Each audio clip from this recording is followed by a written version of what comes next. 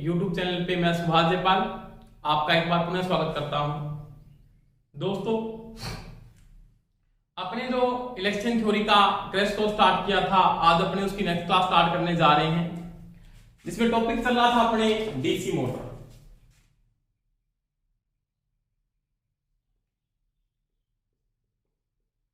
इसके बारे में बात करें दोस्तों, डीसी मोटर के बारे में। डीसी मोटर में अपने सीरीज शंट और कंपाउंड मोटरों के बारे में पढ़ लिया था, सभी मोटरों की कैरेक्टरिस्टिक पढ़ ली थी। आज अपने जो नेक्स्ट टॉपिक स्टार्ट करने जा रहे हैं ना, उसमें पढ़ेंगे डीसी मोटर की स्पीड कंट्रोल। क्या पढ़ेंगे? स्पीड कंट्रोल, यानी गति नियंत्रण करेंगे। ये डीसी की चाहे सीरीज मोटर है, चाहे शंट मोटर है, और चाहे कौन सी कंपाउंड मोटर है, उनके अपने को क्या करना है? गति को कंट्रोल करना है। गति का मतलब होता है कि मेरे पास एक मोटर की गति वो नॉर्मल गति है। जैसे मैं सिंपल बात करता हूं, मेरे पास एक मोटर की गति 1440 आरपीएम है, 1440 आरपीएम है, राउंड पर मिनट। इसके द्वारा ये जो गति है ना, इसकी वो रिलेटेड गति है, इसको बोलते हैं इसकी निर्धारित गति है। यानी ये इसकी क्या है? निर्धारित गति। क्या है? निर्धारित गति। ये इसकी रेटेड गति है या इसकी क्या है? निर्धारित गति है। निर्धारित गति से स्पीड को या तो क्या करोगे आप? ज्यादा करोगे। क्या करोगे? ज्यादा बढ़ाओगे उससे। यानी आप एक नॉर्मल स्पीड पे चल रहे हो, स्पीड से ज्यादा स्पीड अगर आपको चाहिए तो भी वो गति नियंत्रण विधि में आएगा। अगर उसको से अपने को क्या चाहिए? कम स्पीड चाहिए, यानी इससे भी ज्यादा भी हो सकते हैं, इससे क्या चाहिए? अपने को कम स्पीड भी चाहिए, तो उसके लिए अपने किस विधि का उपयोग करेंगे? गति नियंत्रण विधि का क्या करेंगे? उपयोग करेंगे। यानी निर्धारित गति से उच्च गति, उच्च या निम्न गति प्राप्त करने के लिए,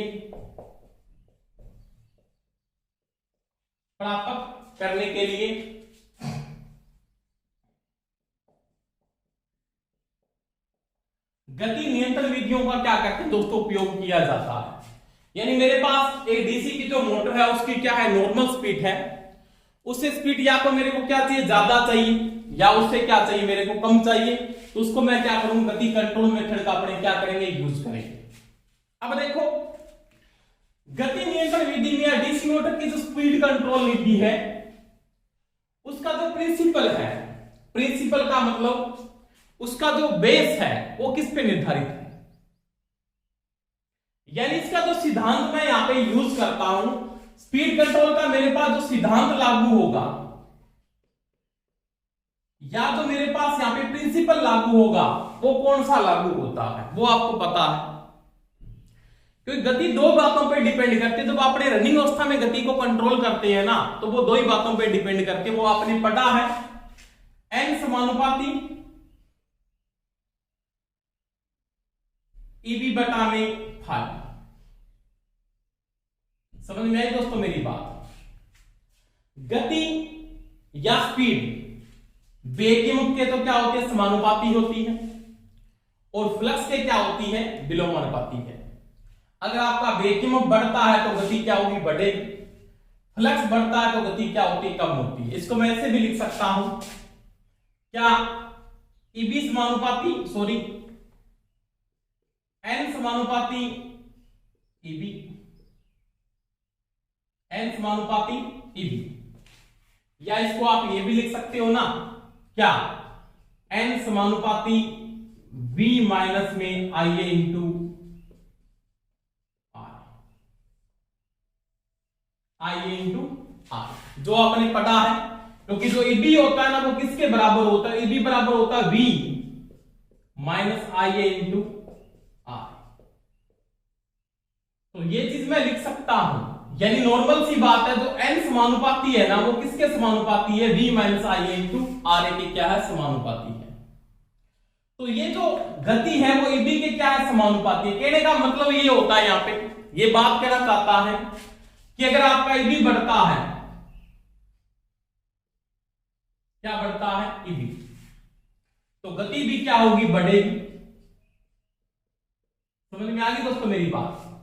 बेकीमत जब बढ़ेगा तो गति भी क्या होगी, बढ़ेगी। और जब ईबी यानी बेकीमत क्या होता है, कम होता है, तो गति भी क्या होगी, कम होगी।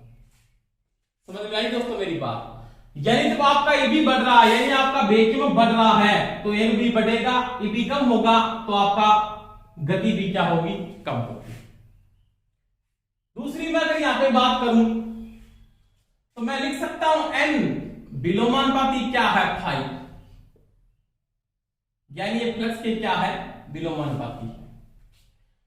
यानी गति बेकीमत के क्या है, समानुपाती है, और फ्लक्स के क्या है, विलोमानुपाती। और मेरी ये बातें मैंने पूरी डिटेल से पीछे आपको समझाई है। थ्योरेटिकल ऐसे समझ में आ रहा है, बिल्कुल आसान है। और मैंने आपकी जो सारी के सारे क्लासें कंप्लीट की है ना, वो इसके बेस पे पूरी की पूरी क्लासें कंप्लीट की है। कोई स्टूडेंट अगर नया जुड़ा है और उसके ये बातें समझ में नहीं आ रही, तो आप पिछली वीडियो को क्रम से देखना शुरू कर दें, कोई समस्या नहीं आएगी, मेरी गारंटी है आपसे। पूरा का पूरा मैंने बेस क्लियर किया, टॉपिक वाइज क्लियर किया है, और बातों को समझ में आएगी, कोई समस्या नहीं होगी। साथ साथ में सभी स्टूडेंट अगर नोट्स पढ़ा रहे हैं तो उनके कोई समस्या भी नहीं आ रही। समझ में आ रही दोस्तों मेरी बात, ये चीज का ध्यान रख लेना। अब देखो एन समानुपाती ईबी है, एन व्युत्क्रमानुपाती क्या है, फ्लक्स है। इसका मतलब फ्लक्स गति के क्या है, विलोमानुपाती है, और ईबी के क्या है, समानुपाती है। अब दोस्तों मैं अगर यहां पे एक बात करता हूं कि आपको स्पीड अगर बढ़ानी है या कम करनी है, आप स्पीड को अगर बढ़ाना चाहते हैं तो आपके पास दो तरीके हैं। क्या, या तो आप फ्लक्स को कम कर दो, गति आपकी क्या होगी, बढ़ जाएगी, या आप ईबी को बढ़ा दो, गति आपकी क्या होगी, बढ़ जाएगी। समझ में आ गई मेरी बात। यानी नॉर्मल सी बात मैं यहां पे ये भी लिख सकता हूं ना, इसके नीचे क्या, अगर मैं फ्लक्स को बढ़ाता हूं 5, तो दोस्तों एन क्या होता है, कम, उल्टा है इसके अंदर। अगर आप फ्लक्स को क्या करते हो, कम करते हो, तो एन क्या होता है, आपका बढ़ता है।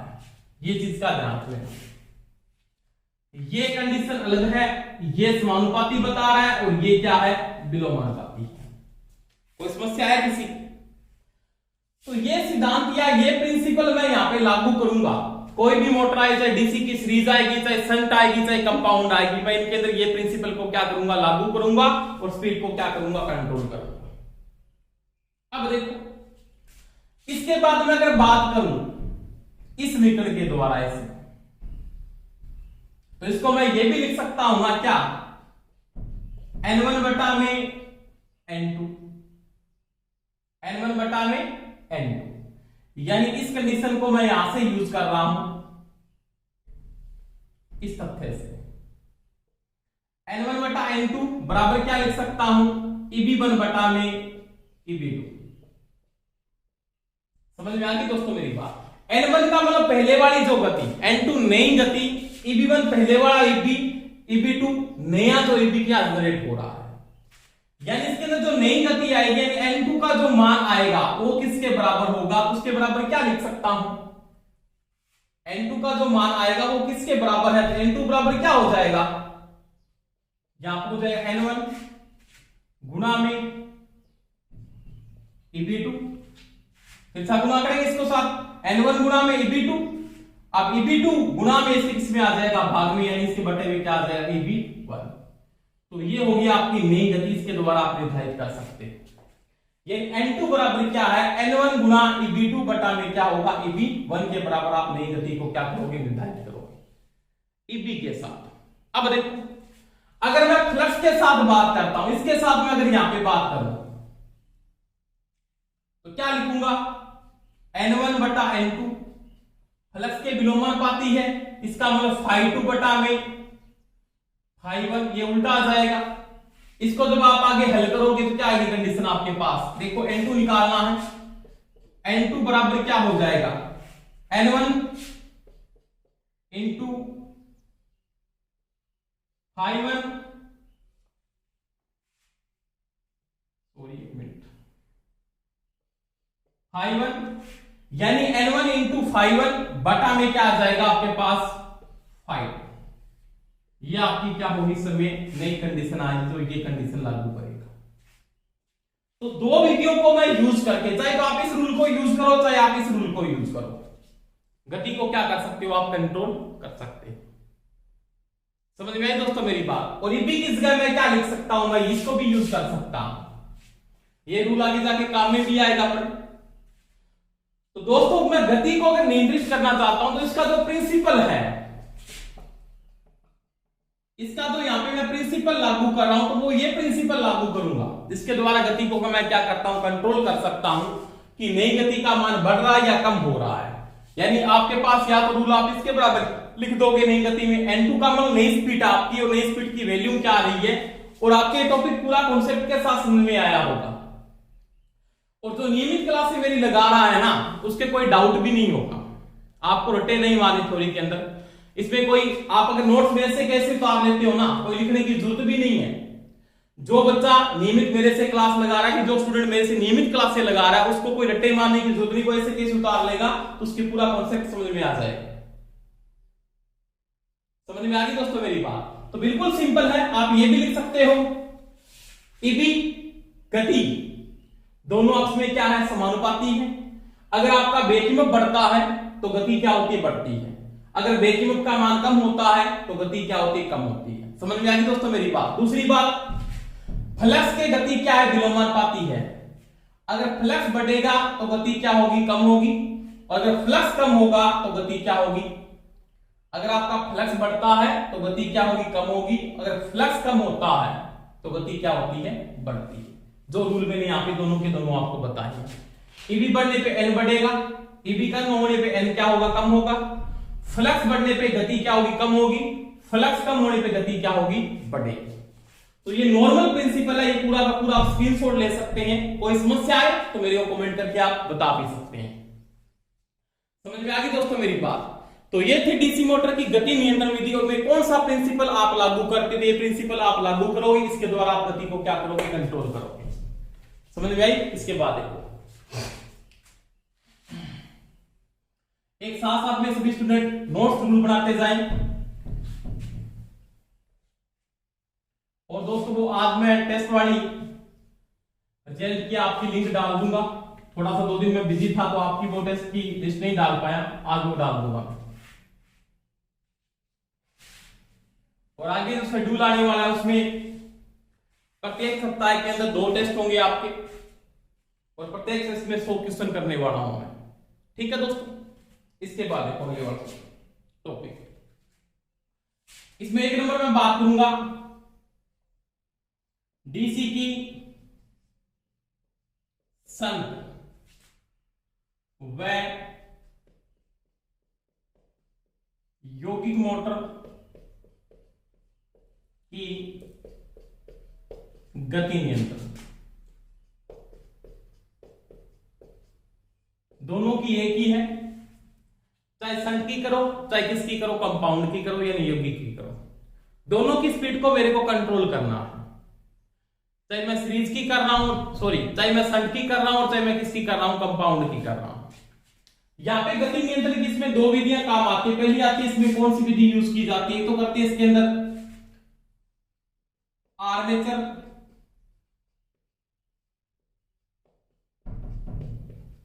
नियंत्रण विधि, इसको बोलते हैं आर्मेचर कंट्रोल विधि। आर्मेचर कंट्रोल विधि। समझ में आ गई दोस्तों मेरी बात। अब देखो पहली बात मैं यहां पे एक चीज का आपको ध्यान रखना है, आर्मेचर नियंत्रण विधि के अंदर मोटर की जो गति है इस विधि के द्वारा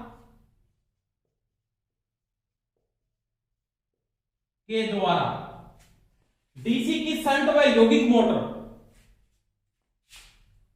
के द्वारा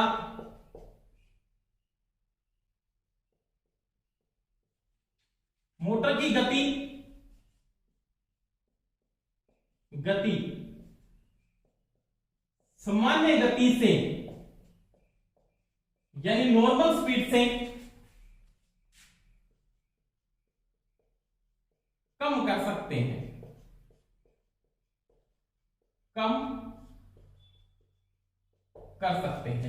कर सकते आप। आपकी जो नॉर्मल स्पीड है उससे क्या कर सकते हो, निम्न कर सकते हो, कम कर सकते हो, बढ़ा नहीं सकते।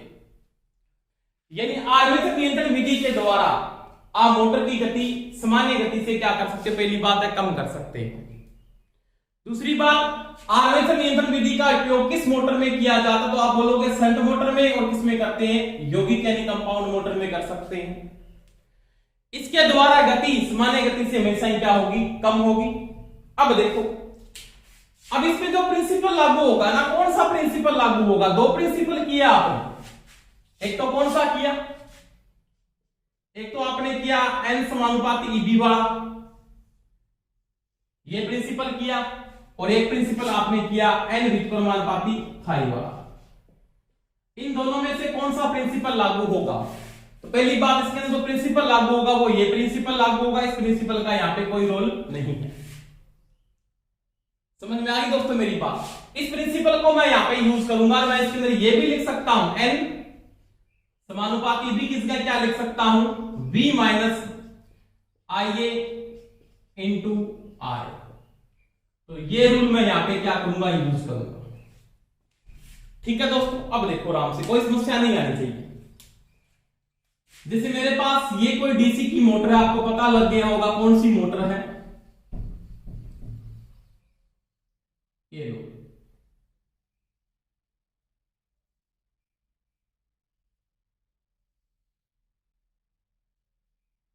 प्लस और माइनस यहां पे मैंने इसको BL दे दिया।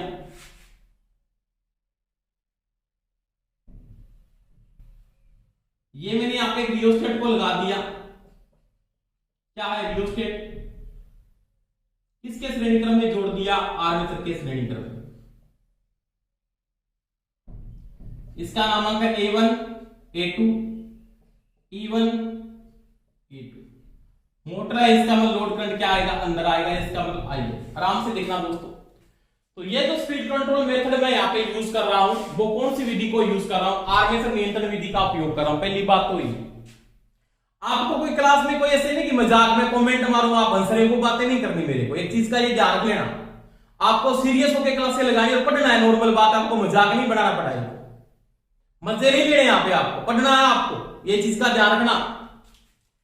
अब देखो यहाँ पे क्या नॉर्मल सी बात, आर्मेचर के श्रेणी क्रम में मैंने क्या लगा दिया, रियोस्टेट लगा दिया। और प्रश्न पहला तो यहाँ पे वो ये भी पूछ सकता आपसे, क्या आर्मेचर नियंत्रण विधि में आर्मेचर के श्रेणी क्रम में जो डिस्टेंस लगा होता है उसको क्या बोलते हैं, तो इसको नियंत्रक कहा जाता है। क्या बोलते हैं, नियंत्रक। कंट्रोलर है, ये कंट्रोल करेगा। यानी ये जो रियोस्टेट है यहाँ पे काम कर रहा है, वो किसका काम कर रहा है, ये नियंत्रण का काम कर रहा है। किसका काम कर रहा है, नियंत्रण यानी कंट्रोल बोलेंगे इसको, कंट्रोल कर रहा है। ये चीज का ध्यान रखना। अब देखो, इसके श्रेणी क्रम में मैंने जब रियोस्टेट को जोड़ दिया, तो मैं डीसी के चाहे शंट मोटर चाहिए, कौन सी हो सकती है, कंपाउंड भी हो सकती है, दोनों की गति को मैं क्या कर सकता हूं, कंट्रोल कर सकता हूं। और मैंने यहां पे गति की बात की, सामान्य गति से इसकी जो गति है वो क्या हो सकती है, कम हो सकती है, ज्यादा नहीं कर सकते आप। देखो कैसे, जब ये आर्मेचर के श्रेणी क्रम में रियोस्टेट जुड़ता है, आर्मेचर के श्रेणी क्रम में क्या जुड़ रहा है, ये जब ये रियोस्टेट जोड़ दिया आपने, तो आर्मेचर का जो डिस्टेंस है वो क्या होगा, इंक्रीज हो जाएगा। यानी आरए का जो मान आएगा ना, आरए का मान एक तो क्या होगा, आरए है, और प्लस में क्या होगा, आरई, यानी रियोस्टेट का भी डिस्टेंस इसके साथ में शामिल हो जाता है। इसका मतलब ये जो आरए है ना, ये क्या होगा, इंक्रीज हो जाएगा। इंक्रीज का मतलब ये क्या होगा, बढ़ेगा। जब आपका आरए का मान बढ़ेगा, क्या बढ़ेगा, आरए का मान जब बढ़ेगा तो आईए इंटू आरए, आईए इंटू आरए, ये जो ड्रॉप है वो भी क्या होगी, बढ़ेगी। क्या होगी, बढ़ेगी। क्योंकि जब आरए का मान बढ़ रहा है तो आईए इंटू आरए ड्रॉप क्या होगी, बढ़ेगी। आरए का मान क्यों बढ़ रहा है, श्रेणी क्रम में डिस्टेंस का मान बढ़ता है, ये इसके अंदर क्या हो रहा है, इंटर हो रहा है। तो आरए का मान जो बढ़ रहा है ना, उसके कारण आईए इंटू आरए ड्रॉप भी क्या हो रही है, बढ़ रही है। और जब ये ड्रॉप बढ़ रही है ना, तो ईबी का मान क्या हो रहा है, कम हो रहा है। क्योंकि ईबी बराबर क्या आपके पास, v माइनस आईए इंटू आए, और ये जब बढ़ेगा ना, ये जब बढ़ेगा तो इसका मान क्या होगा, अपने आप घटेगा। क्या होगा, घटेगा। और जब ईबी कम हो रहा है तो गति क्या हो जाएगी, अपने आप कम हो जाएगी। समझ में आ गई मेरी बात। और इन विधियों के द्वारा जो गति का मान है वो नॉर्मल गति से 15 से 20% गति आप स्पीड कंट्रोल कर सकते हैं, 15 से 20%। तो वही बात है यहाँ पे कि जब आपका ईबी का मान यहाँ पे क्या हो रहा है, कम हो रहा है, कि जैसे आपके पास ईबी का मान क्या हुआ, कम हुआ, ईबी का मान कम हुआ तो गति का मान भी क्या होगा, कम होगा। तो देखो यहाँ पे नॉर्मल सी बात है, आई इंटू आर ड्रॉप बढ़ने से ये भी घटेगा, ईबी जब कम होगा तो गति का मान भी क्या होगा, कम हो जाएगा। तो ये जो आर्मेचर नियंत्रण विधि है, इसके द्वारा मैं गति, सामान्य गति से क्या कर सकता हूं, 15 से 20% क्या कर सकता हूं, घटा सकता हूं, कम कर सकता हूं, ज्यादा नहीं कर सकता। समझ में आ गई दोस्तों मेरी बात। तो ये थी आर्मेचर नियंत्रण विधि, किन मोटरों में यूज होगी, शंट व यौगिक मोटर में होती है, और इसके द्वारा नॉर्मल गति से अपने क्या कर सकते हैं, कम गति प्राप्त कर सकते हैं। इसके बाद देखो 2 नंबर बात करते हैं।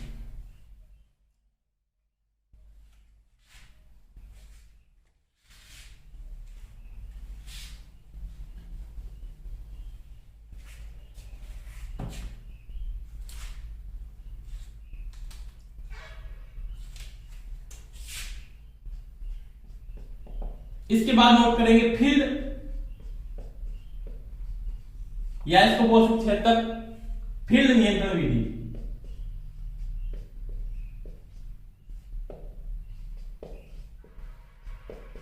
नियंत्रण विधि ध्यान रख लेना, एक तो बात बता देता हूं, जहां पे नियंत्रण का नाम आएगा, नियंत्रण का मतलब जो कंट्रोल होगा ना, वो चीज श्रेणी में लगेगी उसके। जैसे आर्मेचर नियंत्रण विधि का नाम आया तो आर्मेचर के श्रेणी क्रम में रियोस्टेट जोड़ना है। फील्ड नियंत्रण का नाम आया तो फील्ड के श्रेणी क्रम में आपको क्या करना है, रियोस्टेट को जोड़ना है। तो फील्ड का मतलब अपने को ये नहीं बोलेगा कि शंट फील्ड है, नहीं, फील्ड का मतलब शंट फील्ड को ही मानना है इसके अंदर। ये चीज का एक चीज ध्यान रखना, सीरीज फील्ड को नहीं लेके चलेंगे। जैसे आप कंपाउंड की जब बात करोगे ना, यौगिक की, तो वहां पे ये मत बोलना कि सीरीज फील्ड के श्रेणी क्रम में ये फील्ड है, ये कौन सी होगी, वैसे शंट फील्ड होगी, और वो शंट फील्ड नहीं लिखेगा, वो ओनली फॉर फील्ड लिखेगा। और कौन सी फील्ड के श्रेणी क्रम में जो रियोस्टेट लगेगा वो लगेगा शंट फील्ड के श्रेणी क्रम में लगेगा, इसके शंट फील्ड। अब देखो फील्ड नियंत्रण विधि के द्वारा जो मोटर की क्या नॉर्मल गति है, सामान्य गति से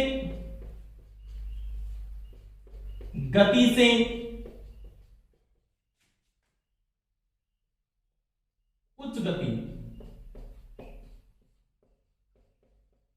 प्राप्त करने के लिए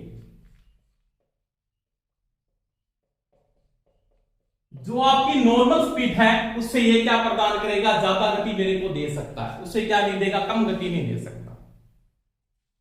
कौन सी विधि के द्वारा, फील्ड नियंत्रण की विधि के द्वारा। अब फील्ड नियंत्रण विधि में फील्ड के श्रेणी क्रम में नियंत्रक को लगाया जाएगा, कंट्रोलर लगाया जाएगा, इसके रूप में किसको लगाएंगे, रियोस्टेट को लगाएंगे। जैसे मेरे पास ही नॉर्मल सी बात करता हूं,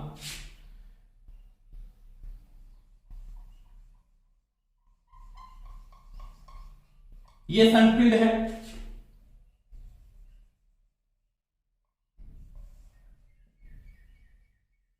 इसके श्रेणी क्रम में मैंने रियोस्टेट को जोड़ दिया।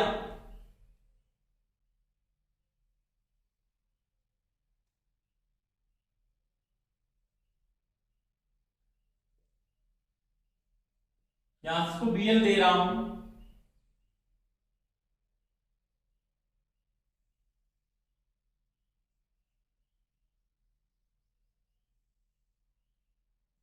इसका नामांकन A1 A2, इसका नामांकन E1 E2, और ये क्या है, ये है रियोस्टेट। रियोस्टेट का मतलब होता है प्रयत्नशील मान का प्रतिरोध, जो किसके श्रेणी क्रम में लगेगा, फील्ड के श्रेणी क्रम में यहां पे जोड़ा जाता है। अब ये मोटर है तो करंट क्या लेगी, अंदर लेगी। आइए आराम से देखो दोस्तों, पहली बात मैं यहां पे एक बात करता हूं, तो फील्ड नियंत्रण विधि के द्वारा आप मोटर की गति सामान्य गति से क्या कर सकते हो, उच्च का मतलब क्या कर सकते हो, ज्यादा कर सकते हो, कम नहीं कर सकते। समझ में आई दोस्तों मेरी बात। अब देखो यहां पे जो रूल लागू होगा ना, वो ये रूल लागू होगा, n विद परमाणुपाती फाई वाला, या आप ये लिख सकते हो n2 बराबर, आपने इसकी बात की थी ना, n1 गुणा में n2, फाई 2 बटा में फाई 1, और n2 बराबर क्या हो जाएगा, n1 गुणा में फाई 1 बटा में फाई 2। ये रूल यहां पे यूज करो। अब मैं यहां पे जब ये रियोस्टेट को जोड़ता हूं, जोड़ दिया आपने, पहली बात आपने शंट मोटर में ये भी पढ़ा है कि BL का मान BSH के बराबर है, इसमें कोई चेंजिंग नहीं हो रही, क्या हो रही है, नहीं हो रही। और ISH का जो मान है ना, ISH का जो मान वो किसके बराबर है, वो BSH बटा में क्या है, RSH है। समझ में आ रही है बात मेरी? नॉर्मल, बिल्कुल सिंपल है। आप इस प्रकार से अगर थ्योरी को याद कर रहे हो तो कभी जिंदगी भर नहीं भूल सकते आप। अगर आपने इस प्रकार से कॉन्सेप्ट को समझा है ना, तो आप जिंदगी भर आप इस चीज को नहीं भूल सकते, ये मेरी गारंटी है आपसे। अब देखो ISH का मान इक्वल टू BSH बटा में क्या RSH है। पहले ये जो RS था वो थाई मान का होता, सभी को पता है किलो में होता, लगभग इसकी वैल्यू लगभग किलो में आती है, क्योंकि इसका जो डिस्टेंस है वो क्रांतिक से क्या होना चाहिए, कम होना चाहिए। अब इसके श्रेणी क्रम में रियोस्टेट और जुड़ गया, अब आपके पास जो टोटल RSH आएगा ना, टोटल RSH जो आएगा वो क्या हो जाएगा, एक तो पहले से RSH का मान था प्लस में RE यहां पे और जुड़ गया, इन रियोस्टेट का मान यहां पे और जुड़ जाता है। इसका मतलब RSH का मान क्या हो रहा है, इंक्रीज हो रहा है। RSH का मान क्या हो रहा है, इंक्रीज, यानी RSH का मान क्या होगा, बढ़ेगा। और जब RSH का मान बढ़ता है, किसका मान बढ़ता है, कि जब आपके पास RSH यानी शंट का जो रेजिस्टेंस है उसकी वैल्यू क्या हो रही है, अगर बढ़ रही है तो मेरे पास शंट की धारा क्या हो जाएगी दोस्तों, आपके पास जो शंट की धारा है उसका मान क्या हो जाएगा, वो क्या हो जाएगा, कम हो जाएगा। यानी जैसे RSH की वैल्यू बढ़ी, क्यों बढ़ी, क्योंकि RSH के श्रेणी क्रम में आपने क्या जोड़ दिया, रियोस्टेट को जोड़ दिया, उसके कारण शंट का रेजिस्टेंस क्या हो गया, बढ़ गया। और जब शंट का रेजिस्टेंस बढ़ता है ना, कि ये जो RSH का मान जब बढ़ता है, ISH का मान क्या हो जाता है, कम। यानी सिंपल मैं लिख सकता हूं यहां पे, RSH का मान जब इंक्रीज होता है तो ISH का मान क्या हो जाता है, कम। और ISH समानुपाती क्या होता है, FiSH, क्या होता है, FiSH। तो ये भी क्या हो जाता है, कम। और फ्लक्स जब कम होता है तो गति क्या होती है दोस्तों, बढ़ जाती है। ये फ्लक्स आपका जब कम होता है तो गति क्या होती है, फ्लक्स कम और स्पीड क्या हो जाएगी, समझ में आ गई दोस्तों मेरी बात। तो यहां पे इसका ज्यादा हीटिंग का इफेक्ट नहीं रहता, ये हीट बहुत कम अब्जॉर्ब करता है, हीट बहुत कम पैदा करता है। क्यों, क्योंकि धारा में इतना ज्यादा प्रभाव नहीं होता। यहाँ पे करंट की वैल्यू क्या होती है, बहुत ज्यादा कम होती है, क्योंकि इसका सन का डिस्टेंस बहुत ज्यादा होता है। वैसे ही RSH का मान क्या होता है, उच्च होता है। तो R का मान उच्च होने के कारण I क्या होगा, यहाँ पे कम फ्लो होगा, इसके कारण से ज्यादा ये जो नियंत्रण आपने लगाया ज्यादा हीट को मेंटेन नहीं करेगा। तो यहाँ पे नॉर्मल सी बात दोबारा से मैं रिपीट कर रहा हूं कि शंट फील्ड के श्रेणी क्रम में जब आपने रियोस्टेट को जोड़ा है, उसके कारण शंट वाइंडिंग का रेजिस्टेंस क्या होता है, बढ़ता है। शंट वाइंडिंग का जब रेजिस्टेंस बढ़ता है तो ISH का मान क्या होता है, कम होता है। ISH का मान जब कम होता है तो FiSH भी क्या होता है, गिरता है, क्योंकि फ्लक्स धारा के क्या समानुपाती है। और फ्लक्स जब कम होता है तो गति क्या होती है, बढ़ेगी। गति क्या होगी, बढ़ेगी। और मैंने यही बात की, आप कुछ गति प्राप्त कर सकते हो सामान्य से। तो यहां पे शंट और जो आपके पास कंपाउंड मोटर है, उसमें अगर आप फील्ड नियंत्रण विधि का उपयोग करते हो, अब फील्ड नियंत्रण विधि में जो रियोस्टेट लगाते हैं, नियंत्रक लगाते हैं, इसको क्या बोलते हैं, नियंत्रक। क्या बोलते हैं यहां पे, नियंत्रक या कंट्रोलर। जो आप लगा रहे हो वो कहां पे जोड़ा जाएगा, तो वो शंट फील्ड के श्रेणी क्रम में जोड़ा जाएगा। सीरीज फील्ड मत कर देना। किसके श्रेणी क्रम में जोड़ा जाएगा, शंट फील्ड के श्रेणी क्रम में जोड़ा जाएगा। तो ये दोस्तों मैंने जो बात की थी वो किसकी बात की, फील्ड नियंत्रण विधि की बात की। कोई समस्या है किसी की? मेरे हिसाब से कोई समस्या नहीं होनी चाहिए। इन दो विधियों का अपने यहां पे क्या करते हैं, यूज करते हैं। कौन कौन सी, आर्मेचर नियंत्रण विधि, जिसके द्वारा गति का मान नॉर्मल गति से क्या कर सकते हो, कम कर सकते हो। आर्मेचर में कोई भी, चाहे आर्मेचर डायवर्टर आ जाए, चाहे आर्मेचर नियंत्रण विधि का नाम आ जाए, अगर आर्मेचर का नाम आता है तो गति नियंत्रण विधियों में उससे गति क्या होती है, कम होती है। परंतु आर्मेचर नियंत्रण विधि का उपयोग तो किसमें करते हैं, शंट और यौगिक में करते हैं। आर्मेचर डायोटर का उपयोग कहां पे करते हैं, तो वो सीरीज मोटर में करते हैं, वो आगे करेंगे अपने। उसके बाद मिलेगा फील्ड नियंत्रण विधि, फील्ड कंट्रोल मेथड। इसका उपयोग शंट व यौगिक मोटर में किया जाता है।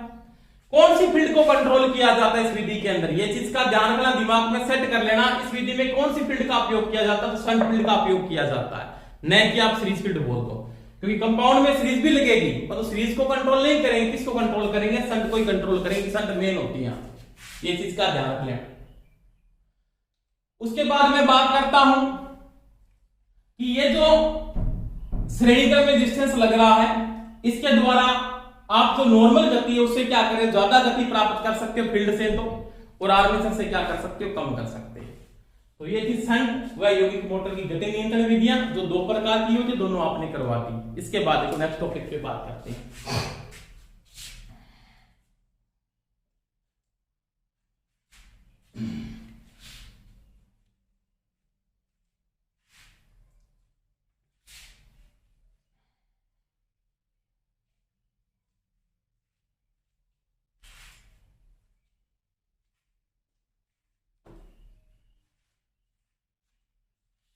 इसके बाद देखो शंट व यौगिक मोटर की DOR बदलना। DOR का मतलब होता है डायरेक्शन ऑफ रोटेशन चेंज करना। ठीक है दोस्तों, इसमें कोई समस्या नहीं है, तो इसमें समस्या आती है, सिंपल सी समस्या है, इसको करते तब समस्या आती है। आपको मैं कंपाउंड मोटर की बात करूं, जैसे आपने क्या किया, शंट और कंपाउंड में जब आप यूज करें तो आपको यह पता है, या तो आप आर्मेचर के कनेक्शन चेंज कर दो, या किसके चेंज कर दो, फील्ड के चेंज कर दो। परंतु जब ये कंपाउंड मोटर है, मेरे पास एक कंपाउंड की मोटर है, मानिए ये कंपाउंड मोटर है,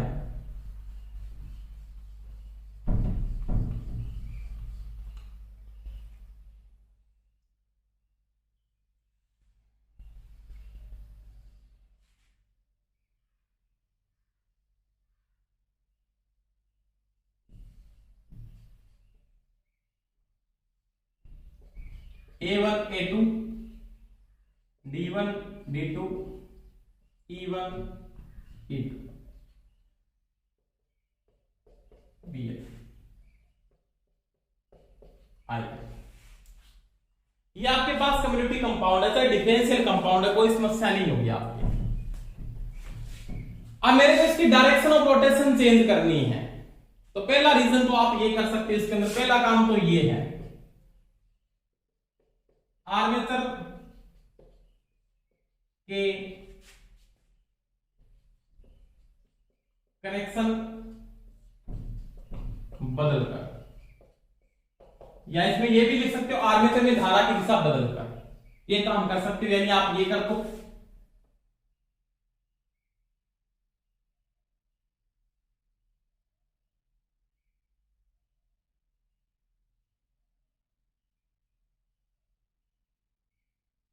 ये कर दो आप, तो इसकी गुणदिशा क्या होगी, चेंज हो जाएगी। पहली कंडीशन में आप ये कर सकते हो, कोई समस्या नहीं है, ये बिल्कुल सिंपल है, ये सभी में लागू होता है, सीरीज मोटर चाहे शंट है या चाहे कंपाउंड है। परंतु ये देखो एक सिंपल बात है यहाँ पे, अगर आप फील्ड के कनेक्शन चेंज करते हो, जैसे ये मोटर है, ये कौन सी कम्युनिटी कंपाउंड मोटर है, क्योंकि सीरीज में धारा की दिशा ये है, IAC फ्लो ऐसे हो रहा है, शंट में भी धारा आपके पास ऐसी फ्लो हो रही है। अगर दोनों में धारा की दिशा समान है तो कौन सी मोटर होगी, कम्युनिटी कंपाउंड मोटर है। कौन सी है, कम्युनिटी कंपाउंड। अलग अलग है तो डिफरेंशियल कंपाउंड है। अब आपने क्या किया, अगर आपने क्या किया, इन दोनों में से एक की ध्रुवता बदल दी, आपको ये प्रश्न आ गया, जैसे शंट में आ गया तो कोई समस्या नहीं है, शंट में तो ये क्वेश्चन पूछेगा कि शंट मोटर है तो फील्ड में शंट फील्ड के कनेक्शन चेंज कर दो चाहे तो आप, चाहे आप आर्मेचर के चेंज कर दो, शंट की घूर्णन दिशा बदल जाएगी। परंतु जब यौगिक नाम आता है या कंपाउंड नाम आ जाता है, चाहे वो डिफरेंशियल है चाहे वो कम्युनिटी कंपाउंड है, और आप क्या करते हो, वहां पे एक के कनेक्शन चेंज करते हो, यानी आपने यहां पे कर दिया क्या, श्रेणी क्षेत्र की ध्रुवता बदलकर, इसके द्वारा आपकी घूर्णन दिशा नहीं बदलेगी। आपने यहां पे ये लिख दिया शंट क्षेत्र की ध्रुवता बदलकर, अकेले अकेले, यानी या तो आपने ये कर दिया या आपने ये कर दिया, दोनों में से एक काम कर दिया। जैसे आपने ये कर दिया, मान लिया ऐसे कनेक्शन चेंज किया ऐसे, इसको तो आपने यहां पे यूज कर लिया और इसको आपने ये कर लिया। आपने पहला रूल जो 1 नंबर रूल था, ये रूल आपने यूज किया और इसके द्वारा आपने कहा घूर्णन दिशा बदल जाएगी। दोस्तों नहीं बदलेगी। अब क्या हुआ, सीरीज फील्ड में धारा की दिशा ये हो गई कि नहीं होगी, हो गई। सीरीज फील्ड में जो करंट की डायरेक्शन है वो ये हो गई, आपने इसको इस प्रकार से जोड़ दिया ऐसे,